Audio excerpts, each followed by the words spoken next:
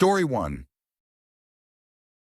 Am I the a-hole for banning my father-in-law's parents from ever seeing our children again? I, 33 female, found out about a week before Christmas that my father-in-law's parents diddled him, and that's how he put it, and his older brother when they were kids. It was mentioned super casually as I was driving him home from a doctor appointment that requires a mild anesthetic, so I tried to keep that in mind. But everything we had been talking about beforehand was fairly normal, albeit a little gushier than usual, such as telling me how thankful he is for me and my family and whatnot.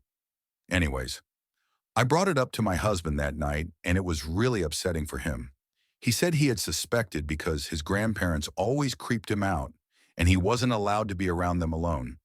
I told him that we cannot allow our children, 9 female, 3 male, 1 female, around them ever again.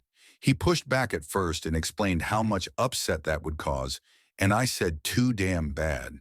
This should have happened a lot time ago. He tried to make all these points of, they're old. It happened so long ago. We don't even know what happened. Our kids don't need to be alone with them. And then I hit him with, if we don't do this, then we are normalizing it further. Because someday our children will find out, and whatever decisions we make around it will be the example they live by. He agreed and apologized and immediately acknowledged that it's a scary decision to make because it's going to cause a ripple. We talked to my mother-in-law and asked her if she knew anything about it. She immediately turned around, walked into the kitchen, told us to take a seat, and asked if we wanted coffee or tea. After some tears, apologies, anger, and some really amazing coffee, we learned the truth, which was horrifying, and I won't get into the details, obviously. But we found out that my father-in-law's older brother didn't die in a car accident. He took his own life. That was it for me and my husband. We pulled the plug. My mother-in-law was so upset but said she understood and would try her best to explain to her husband. We told her that wasn't her job and that we could explain if he wanted. My husband didn't have the heart to reach out, so I did it. I know some of you may have a problem with this, but if you knew us at all, you'd understand this was the best choice. I first spoke to his father and reminded him of what he had told me about being abused, and he got really quiet on the phone to the point where I said, hello, and he said, don't you ever tell me that I was abused, and freaked out, telling me I didn't know anything and how his parents did their best, and they were just young and dumb and drank a lot and hadn't found Jesus and blah, blah, blah. I let him go on and on while my husband listened, absolutely mortified. Once he stopped, I just cut right to the chase and said, I can no longer allow your parents to see my children, and he hung up on me. My mother-in-law called the next morning and said they weren't coming to Christmas and how sorry she was. Around dinner time that day, my sister-in-law sent me this long text about how her and her husband wouldn't be coming over either, because she felt it would upset her father even more and make him feel like she was picking us. I tried calling her right after, but she sent me to voicemail, and I explained that it doesn't need to be a side-picking thing at all.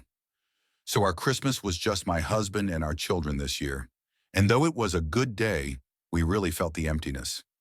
I kept telling him we made the right decision and that people's reactions to our boundaries don't change the boundary we've laid, but I can see on my husband's face how sad he is. And there's a tiny piece of me that feels like I'm being this crazy control freak who just blew up my husband's entire family right before Christmas. So, am I the a-hole? Comment A.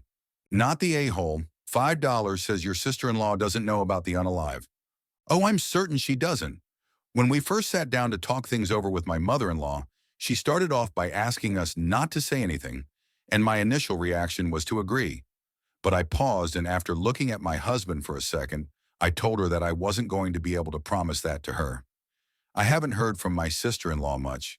She sent us pictures of her twin boys opening gifts and said she missed us and would reach out soon. I do feel strongly that I need to warn her. You know you are not the a-hole, but you need to tell your sister-in-law what father-in-law and mother-in-law told you. What your father-in-law is doing is abusive, and your mother-in-law and sister-in-law are joining in. They are isolating you socially to try to get you to get back in line and hand your children over to sexual abusers, so father-in-law doesn't have to think about who his parents really are. I know this might be hard for you and your husband to hear. Your husband needs to get some therapy to deal with this, because this could be a really rough road ahead. Right now is the time to document what mother-in-law and father-in-law told you. Because if your husband caves in and decides to take the kids to the great-grandparents, you will need this in a custody battle. Comment B, not the a-hole. Can't believe it didn't occur to him how serious this is and whether your kids may already be victims. Some families are a facade, behind which are hidden horrendous secrets. Up to a point, if you want to live your life in a state of pretend, okay. The trouble comes when some of those secrets are the existence of monsters capable of continuing to harm the innocent. At that point, the pretend is no longer okay. The pretend is aiding and abetting the monsters in their crimes, or the foreseeable risk thereof. The terrible thing is how many still prefer the facade, even with the ongoing risks and crimes. Anything to keep up appearances. And then decades later, gee, I wonder why Jim unalived himself. Such a mystery. Sure, but the way OP handled this was not tactical. There were no plans to see father-in-law's parents in the first place when OP started asserting those rules. Discussing father-in-law's trauma with him over the phone. This is a ridiculously self-centered approach to other people's trauma. The kids were not in any immediate threat or being pushed to meet those people in that moment. OP decided to take new information about father-in-law's trauma and make it about herself and her own kids instead of approaching the issue in person and with care. The whole approach is a performative, knee-jerk response that is of no help to the only actual victim in this case, who is father-in-law. Comment C. Not the a-hole. He committed unalive? They hadn't found Jesus? Jesus H. Christ. You don't want to put tempting morsels in their way and hope to God that they don't submit to temptation. All it takes is once. Just the grooming can change a child's behavior. Permanently. Story 2. Am I the a-hole here for telling my mom to back off after she criticized my parenting in front of my sons? I, 32 female, have 2 young sons, ages 6 and 4. My mom has always had strong opinions about everything I do, but since becoming a mom myself, it feels like her critiques have been relentless. She constantly comments on how I feed them, discipline them, or even what clothes I dress them in. For context, I'm financially secure and have the resources to give my boys a comfortable life, but my parenting philosophy is very different from how I was raised. I don't believe in harsh punishments, and I try to be as gentle and understanding as possible. My mom, however, thinks I'm spoiling them. She's called me soft and says I'm raising entitled brats. Last weekend, we had a family dinner at my house. My 4-year-old had a tantrum because he didn't want to eat what I made. Instead of escalating the situation, I calmed him down and offered an alternative, which eventually worked. My mom, however, loudly berated me in front of everyone, saying I was failing as a mother and letting my kids walk all over me. I got into a heated argument with her. I told her that if she couldn't respect how I choose to raise my children, I wouldn't tolerate her constant criticism. The room went silent. She stormed out shortly after, and now my family's divided. Some say I should have just let it go to avoid conflict. Others think I was justified in standing up for myself. Now my mom is telling everyone that I embarrassed her and made her feel unwelcome in my home. I feel bad because I don't want to deprive my boys of a relationship with their grandmother, but I also feel like her behavior was unacceptable. Am I the a-hole here? Comment A. Not the a-hole, and who needs a grandma like this? My grandparents were my safe space, and there is no way they would have pulled this crap. Exactly, my grandparents are nothing like my parents. They are the most loving and supporting people I know. I'm a grandmother, and I keep my opinion to myself, unless I'm asked. Not the a-hole, I'm the exact same way.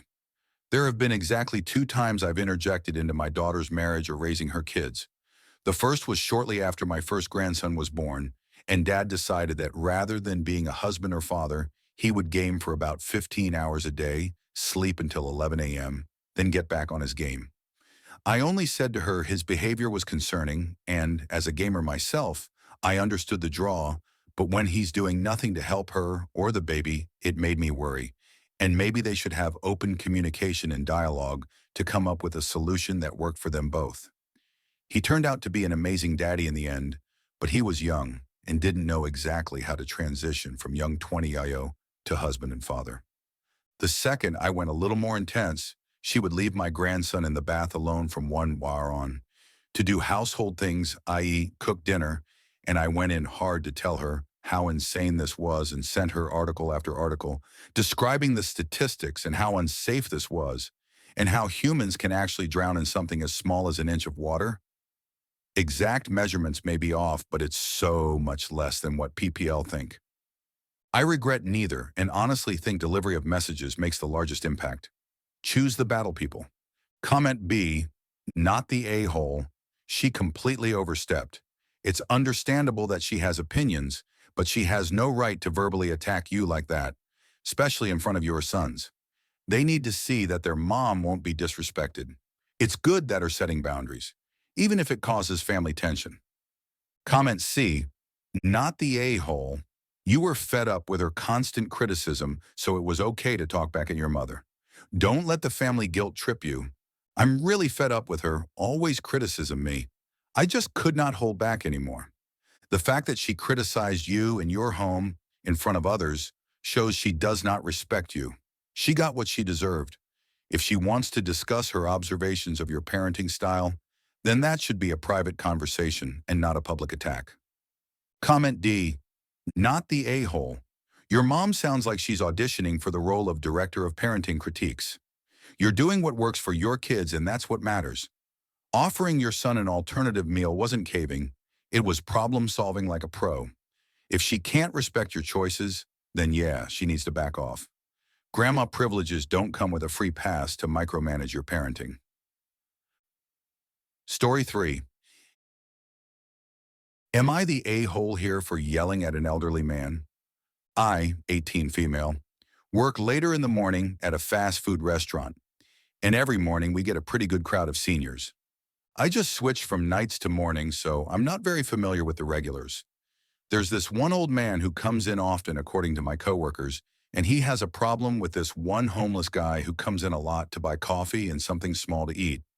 While I was serving someone in the drive-thru, I could see the old man staring and giving dirty looks to the homeless man, and it was started to bother me, but I didn't know what to say. My manager asked me to do a coffee round because when she does it, the old man always complains about the homeless man being in the restaurant, and I'm pretty abrasive and can't stand when people are rude to others. When I reached his table, he didn't say anything about the homeless man, but he did give me a dirty look when I reached the homeless man and gave him a refill on his coffee. A few minutes later, the homeless man stood up and walked near the front to get more cream sugar for his coffee. The old man came storming up and started yelling at him, saying, "Get out of here! You don't belong in here! You're here all the time, and I'm sick of seeing you." I slammed my hands on the counter and said, "That's enough. Just because you have different financial situations doesn't make you better than him.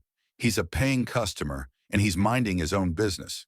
If you have a problem with him being here and keep giving him dirty looks or say one more rude thing, then you can get out because we don't tolerate harassment here." And then he said something about how I should respect old people and have better customer service skills, so I told him, "Respect is earned, not given." And then the old man sat down. When he finished his coffee, he said he was never coming back, so I said, "Okay, bye, have the day you deserve," and gave him a smile while waving. I understand I should have spoken to him nicer because two wrongs don't make a right, but I hate my job and am sick of dealing with the disrespect that comes with working in fast food, especially from people who think I should respect them just because they're elderly. Plus, the day prior, I put in my 2 weeks' notice. So am I the a-hole for yelling at him? Comment A, not the a-hole. The elderly generation is ridiculously entitled. They need to be reminded that they're humans too from time to time. Also, your manager was probably banking on you telling that codger off. Comment B, not the a-hole, but the old man you told off is one though. Comment C, not the a-hole and good for you. Old dude was rude as fuff and probably gets away with it a lot because people are too scared to stand up to an old bully. Older doesn't always mean wiser. Comment D, not the a-hole. Customer service is a thankless job. And also, you're so right. It's exhausting seeing people harass others without consequence. You said your manager asked you to go over there because they didn't even want to deal with this person? And they knew you had an abrasive personality? Sounds like they wanted you to deal with him pretty much how you did. Or they knew that you had already put your 2 weeks in, so anything you said would have been a little consequence to your job. Comment E, not the a-hole. You said what a lot of people would want to say. Also be proud that you didn't make it about the homeless man, but the old man being rude. Comment F, you did the right thing. This entitled old man thinks he can degrade a paying customer. Homeless or not, it's none of his effing business. And when he yelled at you about respecting old men, you were respecting the older homeless man, nothing the screaming eye-hole. I hate boomers who think they are entitled to judge others.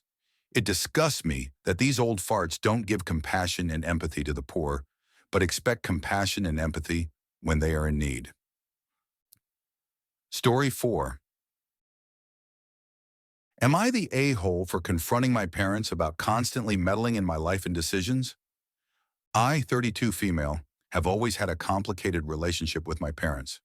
They've never been shy about voicing their opinions, but ever since I got married and had my son, 4 male, it feels like they've taken it to a whole new level.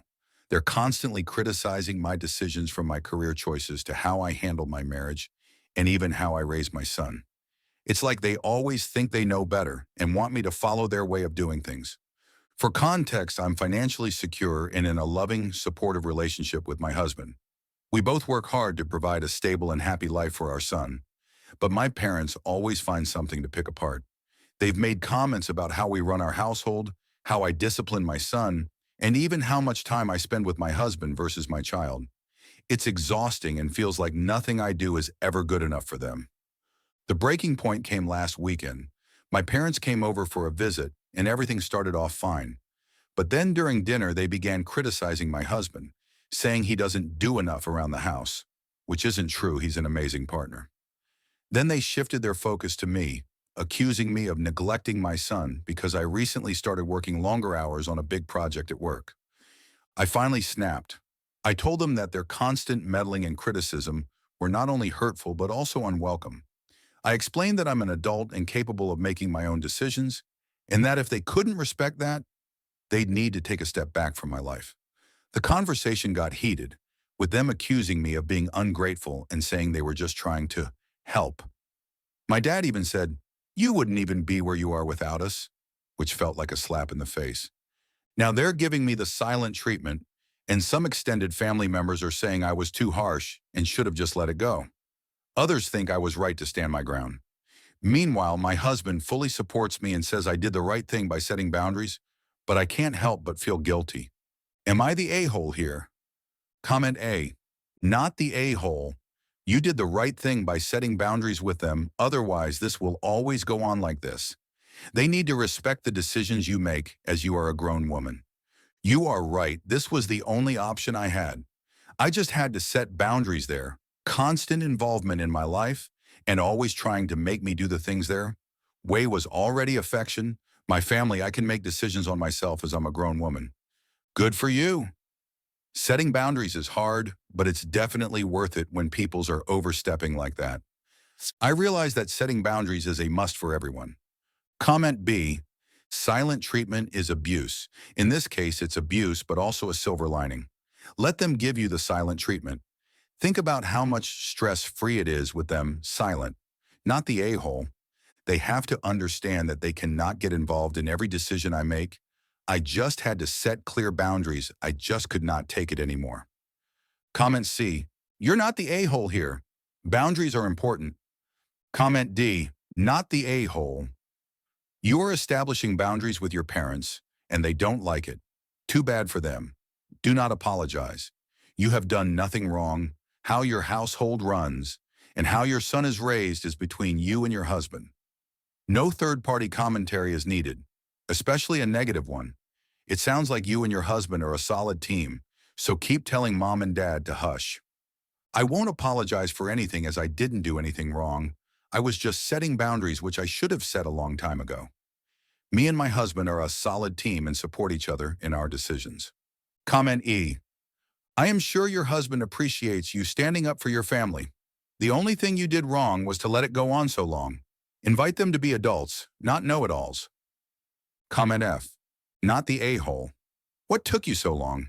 It ticks me off when I'm told to let things go because family. Abusive behavior, especially by family, needs to be called out for what it is, so don't let other family manipulate you with guilt. Comment G. Not the a-hole. The silent treatment sounds like a gift to me. Let them be silent for a good long while. My advice to you is, put them on a strict information diet. Do not discuss anything but very minor things about your life with them. An example would be you deciding to work longer hours. They would not know this if you didn't tell them. It will be much harder for them to pick apart your life if they know nothing about it except vague details. Do not invite them to your home anymore. Ever. If they can't be good guests, then they shouldn't ever be guests. If they ask why, tell them why. Restrict your visits to them and be prepared to leave if they start making rude comments. If they ask why, tell them why. Think of this as training them to stop being so intrusive in your life. You are an adult, a wife and a mother. At this point, you need to severely restrict their ability to do you emotional damage. If their time with you and their grandchild shrinks substantially, this will help train them. Be strong. You can do this.